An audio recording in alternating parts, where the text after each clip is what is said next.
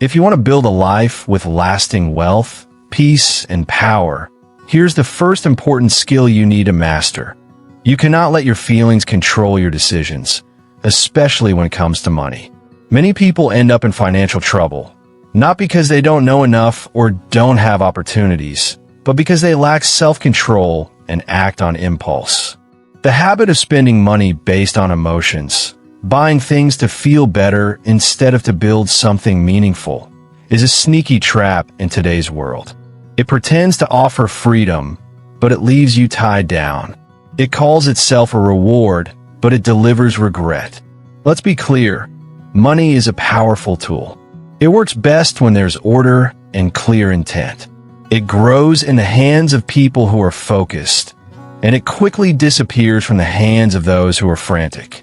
When a person lets their feelings, especially fear, insecurity, envy, or pride, control them, they become slaves to how things look. They start spending not wisely, but because they need to prove something, to dull their feelings, or to impress others. By doing this, they trade their long-term goals for a quick, short-term feeling of validation. This is the start of debt, not just financially, but spiritually too. Because every purchase made when you're not aligned with your true self costs more than just money. It costs energy. It costs your honesty. It costs your sense of who you are. Debt isn't just about numbers on a statement. Debt is physical proof of mistaken beliefs. It shows that a person hasn't yet decided who they truly are. Because once you know who you are, you stop trying to buy confidence. You stop trying to dress your way into importance. You stop trying to spend your way into fitting in. Instead, you start to build good habits, build skills, build savings, build peace. Why we spend emotionally. But why does this happen? Most people were never taught how to think about money. They learn from culture, not from good principles. Culture says, if you feel bad, buy something. If you feel bored, buy something. If you feel insecure, buy something. So, emotions become the driver, and money becomes the passenger. But money was never meant to follow emotions. Money was meant to follow a vision, a clear goal for the future. And when a vision leads, order follows. When emotions lead, chaos follows. The person who spends to satisfy emotions is always poor, no matter how much they earn. Because they're not acting from their true identity. They're acting from instability. They don't ask, does this fit with my values? They ask, will this make me feel better right now? And the sad truth is that the relief never lasts. It fades and then guilt sets in. Shame arrives and the cycle continues. But the wise person, the one who builds wealth for future generations, the one who lives in peace, the one who acts with authority, they have learned to pause. They have learned to separate their emotions from their actions. They don't let a sudden urge ruin their future. They see money as a tool to help them, not as something that will save them. They spend with a purpose, not out of pain. And because of that, they gain control, not just of their money, but of their entire life. Ask yourself, how many times have you made a money decision based on emotion? How many times did you try to escape pain with a purchase? How many times did you spend to impress people who weren't even paying attention? And where did that lead you? Not to freedom, not to satisfaction, but to frustration. Because money can't fix what only character can heal. Wealth is about what you keep. The truth is this: wealth isn't about how much you get, it's about how much you keep. You can earn a lot of money and still be broke if your emotions are in charge. You can win the lottery and still end up poor if your sense of who you are hasn't changed. Because money doesn't change who you are, it just makes it more obvious. And if your emotions are uncontrolled, money will only make the problem worse. So what's the solution? First, you must decide, I will no longer let my feelings control my money. That's a firm rule, a line in the sand. You must become a person of principle, not just preference. The principle says, I spend after I plan. Emotion says, I spend because I feel like it. The principle says, I'll wait for a bigger reward later. Emotion says, I want it now, even if it costs me later. And every time you choose principle over emotion, you gain power. Every time you pause instead of buying, you grow your authority. This doesn't mean you can never enjoy life. Quite the opposite. True enjoyment comes when it's backed by wisdom, when the bill is paid in full and there's no anxiety attached. When you buy because you have more than enough, not because you're trying to make up for something. When your purchases show abundance, not addiction. That is the joy of wealth. Not just the freedom to buy, but the freedom from needing to buy to feel worthy. You must be honest about your patterns. What emotions trigger your spending? Is it boredom? Loneliness? The need to feel valuable? And what would happen if you learned to sit with that emotion instead of escaping it with a purchase?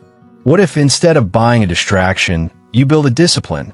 What if instead of dulling the pain, you invested in a process of growth? This is the work most people avoid because facing your emotional triggers takes courage. But that courage is the beginning of mastering your money. You don't master money until you master yourself. A budget doesn't save you. A job doesn't save you. A raise doesn't save you. Your identity saves you. An identity is formed in challenging moments. It's formed when you feel the urge to spend and you say no. It's formed when you want applause, but you choose to stay aligned with your values. It's formed when you could buy comfort, but you choose to build character instead. Think long-term. You must start thinking long-term. Every purchase you make is like a seed, and every seed produces a harvest. If you plant out of impulse, you'll reap instability. If you plant with wisdom, you'll reap wealth. There's no mystery here. The law of cause and effect, sowing and reaping, is always in effect. And the person who understands this stops spending based on today and starts building based on tomorrow. You must also redefine what wealth means to you. For some, wealth is flashy and loud. It's designed to impress. But for the wise person, wealth is quiet. It is peaceful. It is private. It is the ability to rest because you're not tangled in debt, not enslaved by monthly payments, not working just to survive. It is the ability to give generously, to invest wisely, to live fully without the weight of regret. And that kind of wealth begins not with income, but with intention. You must become intentional about every single dollar. Every dollar has a purpose. And when your emotions choose that purpose, you are being unknowingly robbed. But when you choose consciously, deliberately, and strategically, you begin to step into the role of a manager. And a good manager multiplies what they have. They build. They are trusted with more because they have proven mastery over what they already have.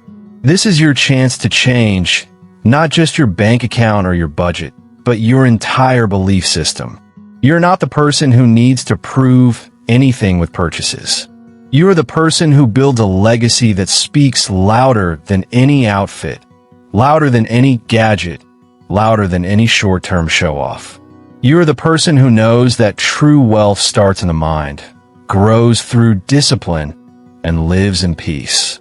Once you recognize that the source of your financial frustration isn't a lack of money, but the mishandling of emotions, you step into a place of power. You no longer see yourself as a victim of circumstances, but a master of choice. And that's where wealth begins. Wealth isn't just about accumulating things. It's about dominion, control over desire, control over habit, control over your emotional triggers. The person who cannot control their feelings cannot control their future. They will always be ruled by whatever is most tempting at the moment. But the person who learns to pause, to think, to respond with clarity rather than craving, becomes unstoppable. The power of principle. Let me tell you what I've seen in my decades of research. It's not always the smartest people who succeed. It's not the most talented or charismatic.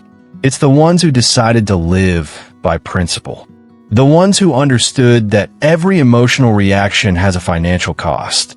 The ones who learned that saying no to a temporary urge is saying yes to long-term wealth.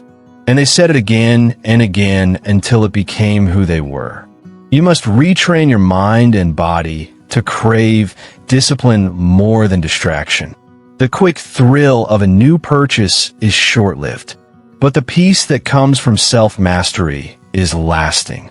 You must train yourself to delay pleasure until it is earned, because when it is earned, it is enjoyed with integrity.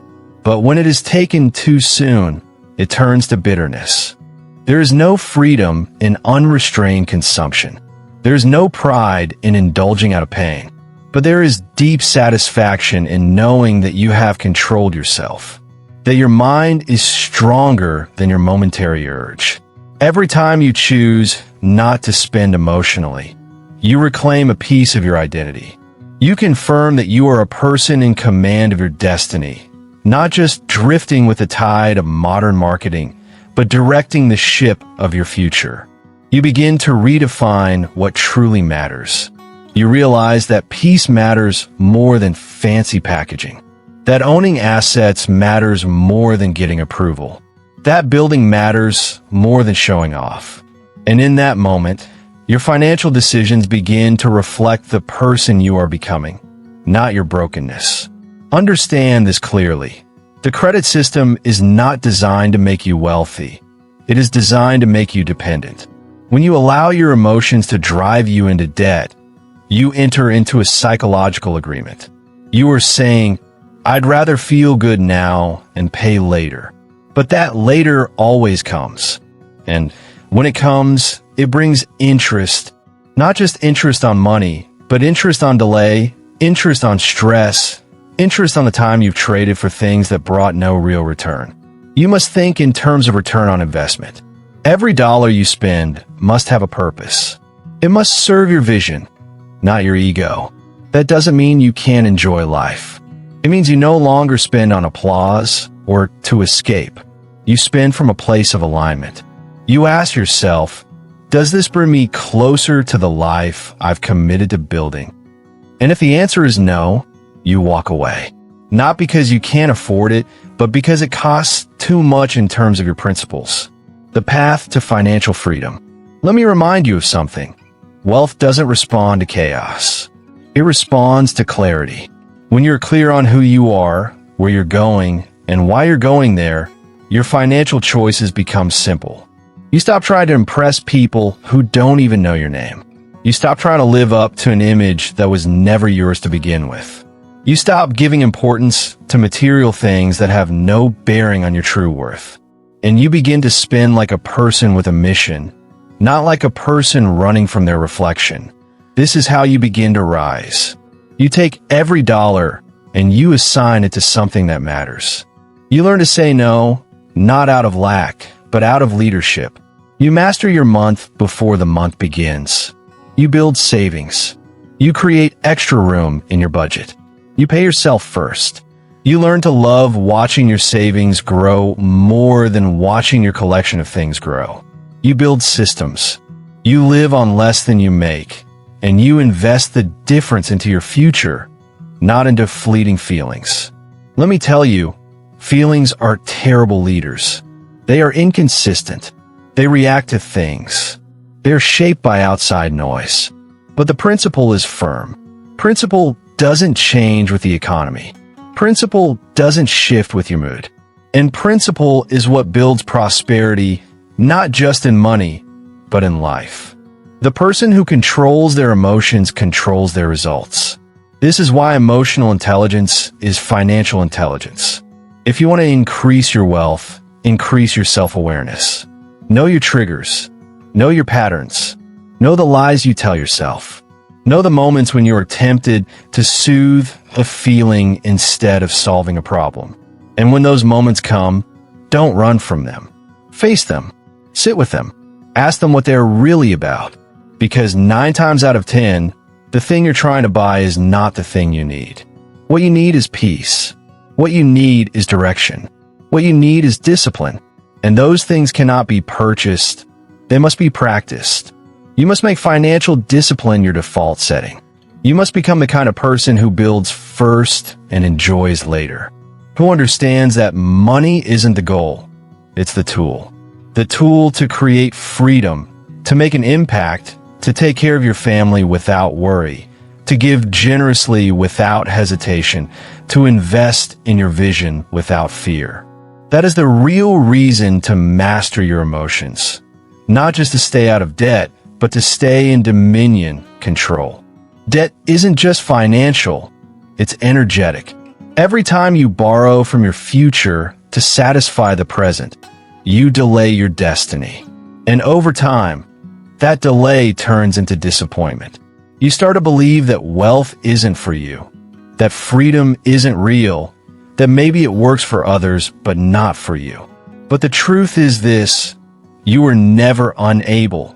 You were just undisciplined. And discipline can be developed. You must decide today, I will no longer be ruled by the emotions of the moment. I will no longer trade my future for my feelings. I will no longer allow the credit system to steal my peace. From this moment forward, I will manage my money with wisdom. I will lead it with vision. I will build systems that protect me from my weaker self.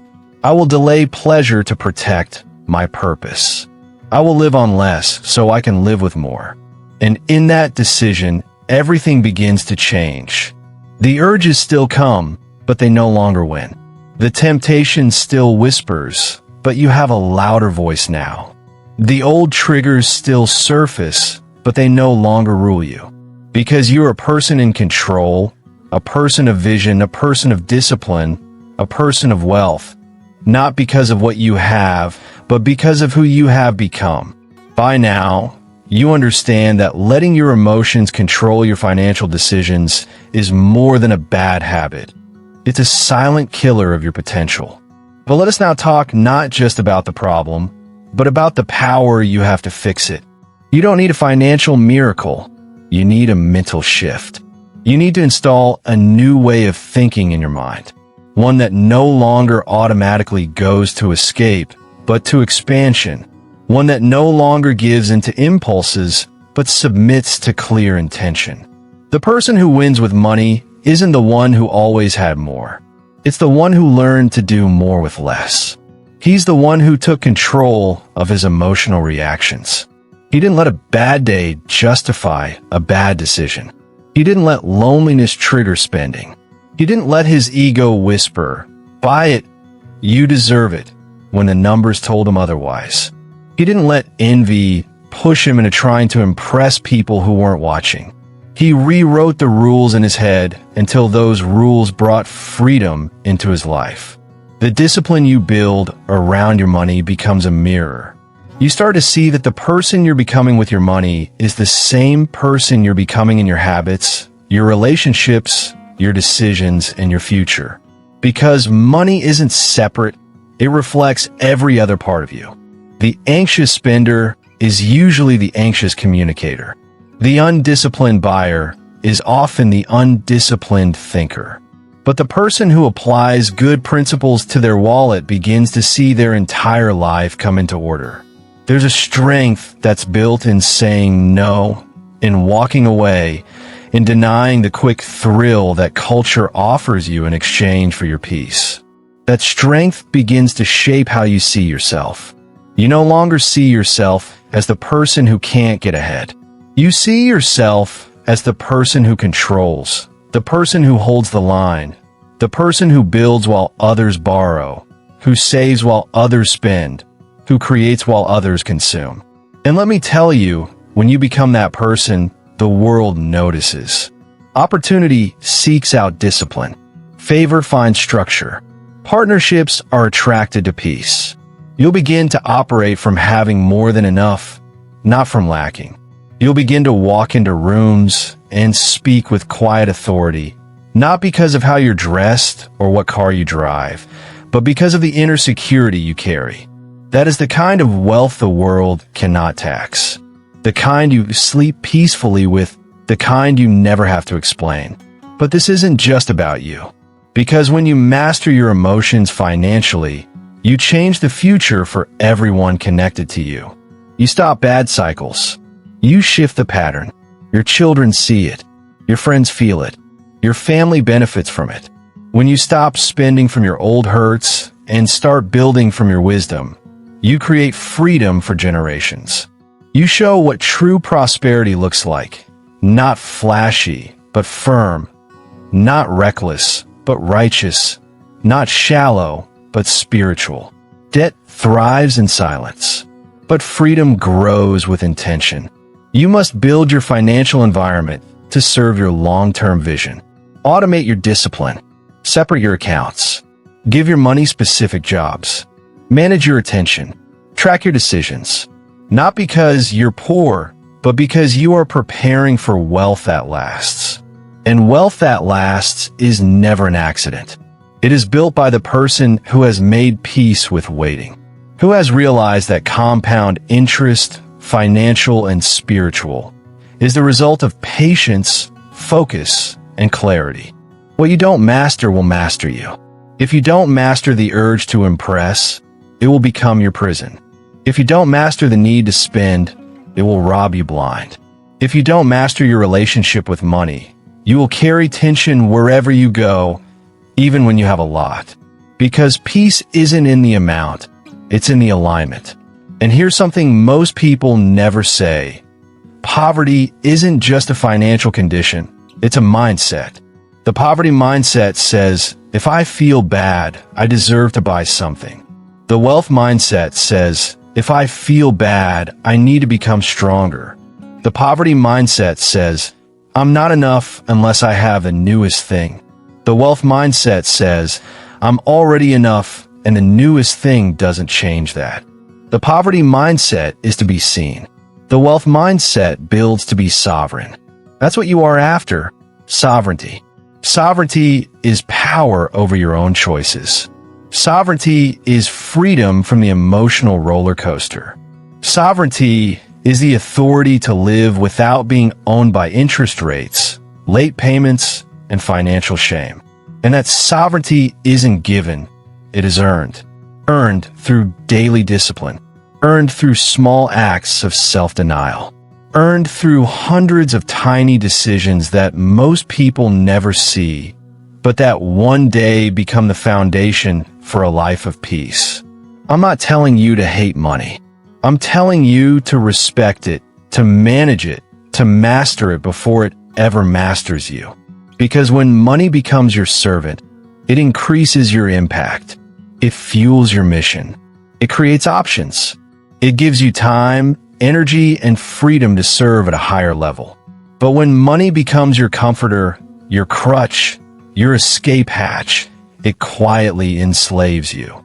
So, here's what I want you to do.